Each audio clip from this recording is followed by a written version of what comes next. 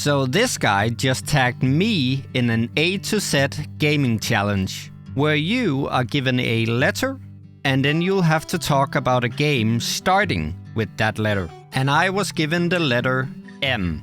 Now that begs the question, do I talk about a game I have already played on the channel?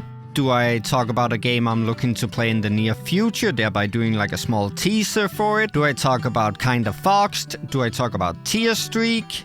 But I didn't have to ponder for long before the perfect game, quite literally, came to light.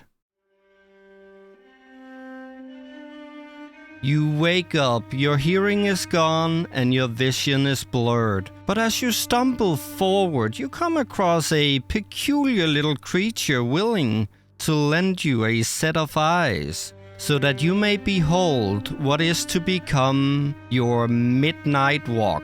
Well, technically the game is called The Midnight Walk, but for the purpose of this video, we're gonna count the D as a formality. Actually, I'm gonna take that D and throw it at an iron, see if we can get him to fall for another D's nuts joke. The Midnight Walk is a dark fantasy adventure game featuring mild horror, puzzles, and a beautifully voiced narrative.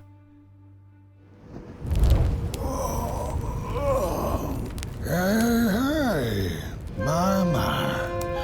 The bird one and its flame approaches. The road's been long, hasn't it? And it just keeps on going, don't it? Hello, Mother. The well said to give it a match, so you and I could talk again. I hope this works, because that was my last one, and well, it's cold now, but it doesn't matter. Who took the sun away? We Merkles used to ask until it finally ceased to matter. Night skies like these, trouble seems so far away, doesn't it? You play as a burnt one, wandering a world left dark and cold by the absence of the sun. Dreadful was the day when the sun vanished.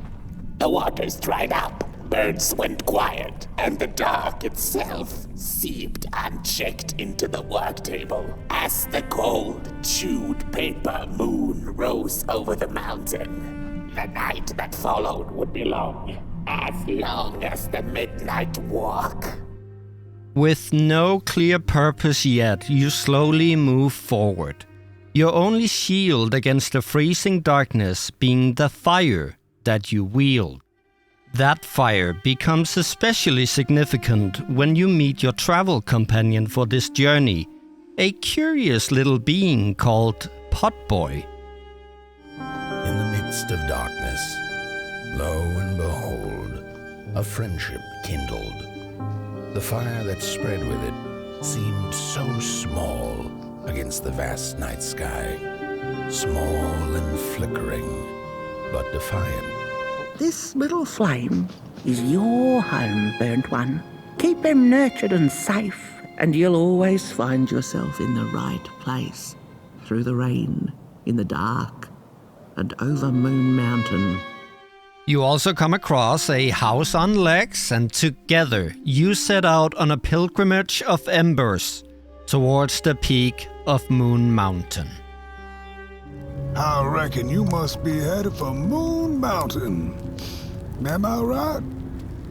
Well then, on one hand, it's just a matter of walking down the road. But then on the other, the Midnight Walk has a mind of its own, and a mind to teach its rider a thing or two to boot. The game itself plays out like a series of smaller stories, with all its conundrums and morals all intertwining into one grand tale. Just like how a campfire is seldom made from a single twig. Oh, do you feel that? Something's changing.